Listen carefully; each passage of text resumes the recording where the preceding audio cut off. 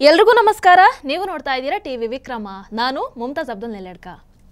ವೀಕ್ಷಕರೇ, ಯಾರೆಲ್ಲ ಆಪರೇಷನ್ ಸಿಂಧೂರ ಅರ್ಧಕ್ಕೆ ನಿಂತು ಹೋಯ್ತು, ಪಾಕಿಸ್ತಾನವನ್ನು ಹೊಡೆದು ಹಾಕುವಂತಹ ಕನಸು ನನಸಾಗ್ಲೇ ಇಲ್ಲ ಅಂತ ಯಾರ್ಯಾರೆಲ್ಲ ಬೇಜಾರು ಮಾಡ್ಕೊಂಡಿದ್ರು, ಅಥವಾ ಯಾರ್ಯಾರೆಲ್ಲ ಕಣ್ಣೀರು ಹಾಕೊಂಡು ನಾಟಕವನ್ನ ಮಾಡ್ತಾ ಇದ್ರು, ನಿಮಗೊಂದು ಶುಭ ಸುದ್ದಿ. ಆಪರೇಷನ್ ಸಿಂಧೂರ ನಿಂತಿಲ್ಲ. ಈಗ ಆಪರೇಷನ್ ಸಿಂಧೂರದ ಮುಂದುವರಿದ ಭಾಗವಾಗಿ ಆಪರೇಷನ್ ಕಿಲ್ಲರ್ ಶುರು ಆಗಿದೆ. ಆಲ್ರೆಡಿ 3 ತಲೆಗಳು ಬಿದ್ದಿದ್ದಾಗಿದೆ. ಫೋಟೋಸ್ ಬೇಕಾದ್ರೆ ದಯವಿಟ್ಟು ಗೂಗಲ್ ಮಾಡಿ ನೋಡಿ, ಬಹಳ ಖುಷಿ ಪಡ್ತೀರಾ. ವೀಕ್ಷಕರೇ, 1971ರಲ್ಲಿ ನಾವು ಗೆದ್ದಿದ್ವಿ. ಇಂದಿರಾ ಗಾಂಧಿ ಅವರ ನಾಯಕತ್ವ ಎಷ್ಟು ಅದ್ಭುತ, ಇಂದಿರಾ ಗಾಂಧಿ ಗ್ರೇಟ್ ಅಂತ ಯಾರೆಲ್ಲ ಹೇಳ್ತೀರೋ, ಹೌದು ರೀ, ನಾನು ಒಪ್ಪಿಕೊಳ್ತೀನಿ, ಇಂದಿರಾ ಗಾಂಧಿ ಗ್ರೇಟು. ಯಾಕೆ ಅಂತ ದಯವಿಟ್ಟು ಈಗಲೇ ಡಿಸೈಡ್ ಆಗಬೇಡಿ, ಕೊನೆ ತನಕ ನೋಡಿ. ಹಾಗೆ ಕೊನೆಯಲ್ಲಿ ನಾನು ಕೇಳುವಂತಹ ಪ್ರಶ್ನೆಗೆ ದಯವಿಟ್ಟು ನಿಮ್ಮ ಉತ್ತರ ಏನು ಅನ್ನುವಂಥದ್ದನ್ನ ನನಗೆ ತಿಳಿಸಿ. ವೀಕ್ಷಕರೇ, ಡಿಸೆಂಬರ್ 3, 1971 ಭಾರತೀಯ ಸೇನೆ ಪಾಕಿಸ್ತಾನವನ್ನು ಸೋಲಿಸುತ್ತೆ. ಭಾರತೀಯ ಸೇನೆ ಸಿಂಧ್, ಪಂಜಾಬ್, ಪಿಒಕೆಯಲ್ಲಿ ಪಾಕಿಸ್ತಾನದ 15,000 ಕಿಲೋಮೀಟರ್ ಭೂಮಿಯನ್ನ ವಶಪಡಿಸಿಕೊಳ್ಳುತ್ತೆ. ಅಂಡ್ ಭಾರತ 93,000 ಪಾಕಿಸ್ತಾನಿ ಸೈನಿಕರನ್ನ ಯುದ್ಧ ಕೈದಿಗಳನ್ನಾಗಿ ಮಾಡುತ್ತೆ. ಎರಡನೇ ಮಹಾಯುದ್ಧದ ನಂತರ ಅತಿ ದೊಡ್ಡ ಶರಣಾಗತಿಯಾಗಿತ್ತದು. ಅದಾದ ನಂತರ ಮುಂದಿನ 6 ತಿಂಗಳು ಈ ಕೈದಿಗಳು ನಮ್ಮ ಭಾರತದ ವಶದಲ್ಲೇ ಇದ್ರು.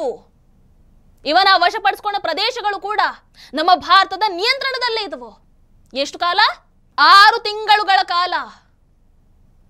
ವೀಕ್ಷಕರೇ, ಆದರೆ ಜುಲೈ 2, 1972ರ ಶಿಮ್ಲಾ ಒಪ್ಪಂದದಲ್ಲಿ ಇವೆಲ್ಲದಕ್ಕೊಂದು ಮಹತ್ವದ ತಿರುವು ಸಿಗುತ್ತೆ ನಮಗೆ. ಪಾಕಿಸ್ತಾನದ ಅಧ್ಯಕ್ಷ ಜುಲ್ಫಿಕರ್ ಅಲಿ ಭುಟ್ಟೋ ನಮ್ಮ ಪ್ರಧಾನಿ ಇಂದಿರಾ ಗಾಂಧಿ ಅವರನ್ನ ಭೇಟಿ ಮಾಡೋದಕ್ಕೆ ಶಿಮ್ಲಾಗೆ ಬರ್ತಾರೆ. ಬಂದ ನಂತರ ಏನಾಯ್ತು ಅನ್ನುವಂಥದ್ದು ನಿಜಕ್ಕೂ ವೆರಿ ವೆರಿ ವೆರಿ ಶಾಕಿಂಗ್. ಯಾವ 15,000 ಕಿಲೋಮೀಟರ್ ಭೂಮಿಯನ್ನ ನಮ್ಮ ಭಾರತೀಯ ಸೈನಿಕರು ತಮ್ಮ ಪ್ರಾಣವನ್ನೇ ತ್ಯಾಗ ಮಾಡೋ ಮೂಲಕ ಗೆದ್ದಿದ್ರು, ಇಂದಿರಾ ಗಾಂಧಿ ಕೈಗೆ ತಂದು ಕೊಟ್ಟಿದ್ರು, ಅದನ್ನ ನಮ್ಮ ಸೈನಿಕರ ಪ್ರಾಣಕ್ಕೆ ಬೆಲೆನೇ ಇಲ್ಲ ಅನ್ನೋ ಹಾಗೆ ಮತ್ತೆ ಪಾಕಿಸ್ತಾನಕ್ಕೆ ಹಿಂದಿರುಗಿಸ್ತಾರೆ. ಅಷ್ಟೇ ಅಲ್ಲ, ಗೆದ್ದಂತಹ 93,000 ಪಾಕಿಸ್ತಾನಿ ಯುದ್ಧ ಕೈದಿಗಳನ್ನ ಬೇಷರತ್ತಾಗಿ ಹಿಂದಿರುಗಿಸ್ತಾರೆ. ಇಂದಿರಾ ಗಾಂಧಿ ಇಷ್ಟು ಉದಾರಿಯಾಗಿ ಹಿಂದಿರುಗಿಸುವಂತಹ ಸಮಯದಲ್ಲಿ ಅಟ್ಲೀಸ್ಟ್ ಏನಾದ್ರೂ ಡಿಮಾಂಡ್ ಮಾಡಿದ್ರ? ಪಾಕಿಸ್ತಾನದಿಂದ ಯಾವುದೇ ರಿಯಾಯಿತಿಗಳನ್ನ ಕೇಳಲಿಲ್ಲ. ಅಂತಹ ಅದ್ಭುತ ಮಹಿಳೆ ಆಕೆ ಆಗಿದ್ದಿದ್ರೆ ನಮ್ಮ ಸೈನಿಕರನ್ನ ಹಿಂದಿರುಗಿಸಿ ಅಂತ ಕೇಳಬಹುದಿತ್ತು. ಕೇಳಲಿಲ್ಲ.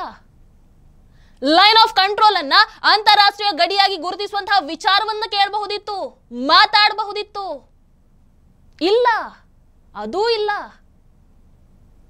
ವೀಕ್ಷಕರಲ್ಲಿ ಇನ್ನೂ ಬಹಳ ಆಘಾತಕಾರಿಯಾದಂತಹ ವಿಚಾರ ಏನು ಅಂತ ಹೇಳಿದ್ರೆ, ಯುದ್ಧದ ಸಮಯದಲ್ಲಿ ಪಾಕಿಸ್ತಾನಿ ಸೇನೆಯಿಂದ ಸೆರೆ ಹಿಡಿಯಲ್ಪಟ್ಟಂತಹ ನಮ್ಮ 54 ಭಾರತೀಯ ಸೈನಿಕರ ಭವಿಷ್ಯ, ಅವರ ಜೀವ, ಅವರ ಜೀವನ ಏನಾಯ್ತು? ಇಂದಿರಾ ಗಾಂಧಿ ಗ್ರೇಟ್ ಅಂತ ಹೇಳೋರು ಏನಾಯ್ತು ಹೇಳಿ? ಹೂ ಕೇರ್ಸ್ ಅಲ್ವಾ? ಅಷ್ಟೆಲ್ಲ ಅವಕಾಶ, ಅಷ್ಟೆಲ್ಲ ಶಕ್ತಿತ್ತು ನಮ್ಮ ಬಳಿ. ಇಂದಿರಾ ಗಾಂಧಿ ಅವರ ಬಿಡುಗಡೆ ಮಾಡುವಂತಹ ಪ್ರಯತ್ನವನ್ನ ಮಾಡಿಲ್ಲ. ಅದರ ಬಗ್ಗೆ ಒಂದು ಮಾತು ಆಡ್ಲಿಲ್ಲ, ಆ ಯೋಚನೆಯನ್ನ ಕೂಡ ಮಾಡಲಿಲ್ಲ. ಆ 54 ನಮ್ಮ ಸೈನಿಕರು ಪಾಕಿಸ್ತಾನಿ ಜೈಲಲ್ಲಿ ಜೀವನವನ್ನ ಕಳೆದು ಅಲ್ಲೇ ಸಾವನ್ನಪ್ತಾರೆ. ಯಾರು ಕೇಳ್ತೀರಾ ಆ ಜೀವಗಳಿಗೆ ನ್ಯಾಯವನ್ನ? ಇಂದಿರಾ ಗಾಂಧಿ ಗ್ರೇಟ್ ಅಂತ ಹೇಳ್ತೀರಾ? ಕೇಳ್ತೀರಾ ನೀವು?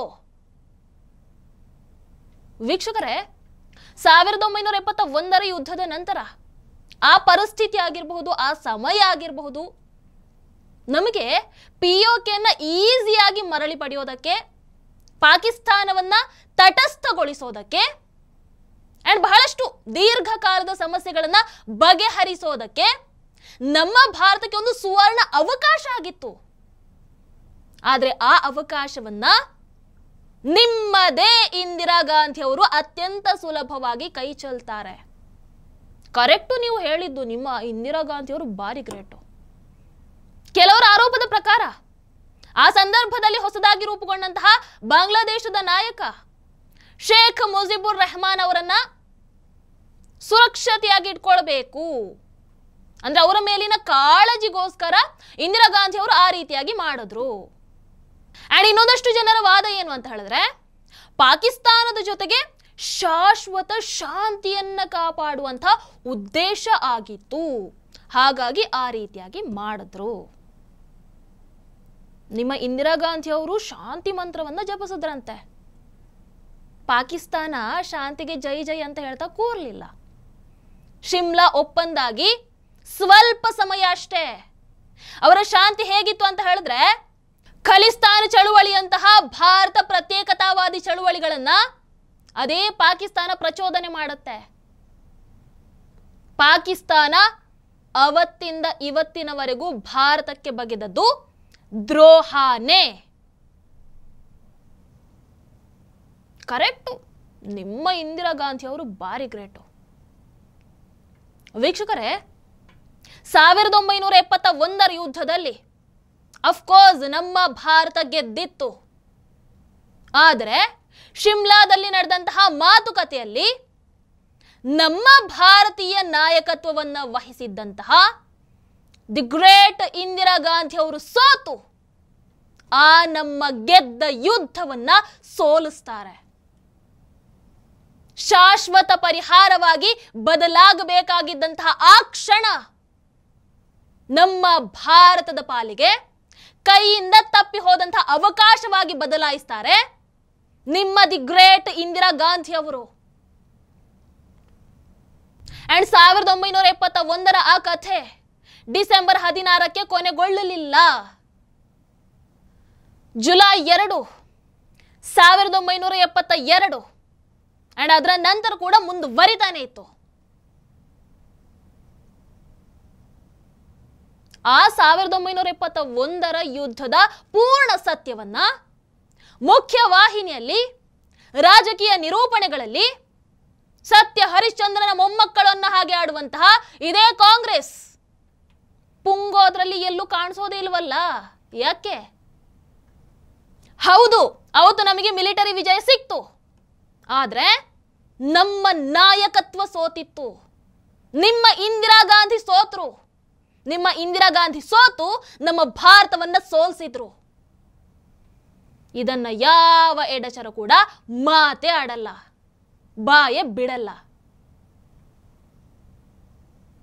ವೀಕ್ಷಕರೇ, ಯುದ್ಧದ ಯಶಸ್ಸು ಸೇನೆಗೆ ಮಾತ್ರ, ಅದು ಯಾವ ಪಕ್ಷಕ್ಕೂ ಕೂಡ ಸೇರಿದ್ದಲ್ಲ, ಅಥವಾ ಅದು ಯಾವ ಪಕ್ಷಕ್ಕೂ ಅದರಲ್ಲಿ ಹಕ್ಕಿಲ್ಲ ಅನ್ನುವಂತಹ ಮಾತನ್ನ ಈಗ ಸಿದ್ದರಾಮಯ್ಯನವರು ಹೇಳಿದ್ದಾರೆ. ಸೊ ಆ ಮೂಲಕ ಯಾರೆಲ್ಲ ಇಂದಿರಾ ಗಾಂಧಿ ಗ್ರೇಟ್ ಅಂತ ಹೇಳ್ತಾ ಇದ್ರು ಅವರಿಗೆ ನನ್ನ ಪ್ರಕಾರ ಸಿದ್ದರಾಮಯ್ಯನವರು ಇಂಡೈರೆಕ್ಟ್ ಆಗಿ ಉಗ್ದಿದ್ದಾರೆ. ಗ್ರೇಟು ಇಂದಿರಾ ಗಾಂಧಿ ಅಲ್ಲ, ಗ್ರೇಟು ಅವತ್ತು ಗೆದ್ದಂತಹ ಸೇನೆ ಅಂತ ಸಿದ್ದರಾಮಯ್ಯನವರು ಇತಿಹಾಸವನ್ನ ಸರಿಯಾಗಿ ತಿಳ್ಕೊಂಡಿದ್ದಾರೆ. ಹಾಗಾಗಿ ನಿಮಗೆ ತಿಳಿಸುವಂತಹ ಪ್ರಯತ್ನವನ್ನ ಮಾಡ್ತಾ ಇದ್ದಾರೆ. ಆದರೆ ತಿಳ್ಕೊಳ್ಳುವಂತಹ ಪ್ರಯತ್ನವನ್ನ ಮಾಡಿ. ವೀಕ್ಷಕರೇ, ಇನ್ನು ಮೋದಿಜಿ ನಾಯಕತ್ವ ಸರಿ ಇಲ್ಲ ಹೀಗೆ ಯಾರೆಲ್ಲ ಬೊಗಳೆ ಬಿಡ್ತೀರೋ ವೇಟ್, ಇಲ್ಲಿ ನೋಡಿ. 2004ರಿಂದ 2014ರ ಅವಧಿಯಲ್ಲಿ ಕಾಂಗ್ರೆಸ್ ಆಳ್ವಿಕೆಯಲ್ಲಿ ನಡೆದಂತಹ 50 ಭಯೋತ್ಪಾದಕ ದಾಳಿಗಳ ಪಟ್ಟಿ ಇದು. ಈ ಎಲ್ಲ ದಾಳಿ ಕೂಡ ಪೆಹಲ್ಗಾಮ್ ದಾಳಿಗಿಂತ ದೊಡ್ಡದಾಗಿತ್ತು.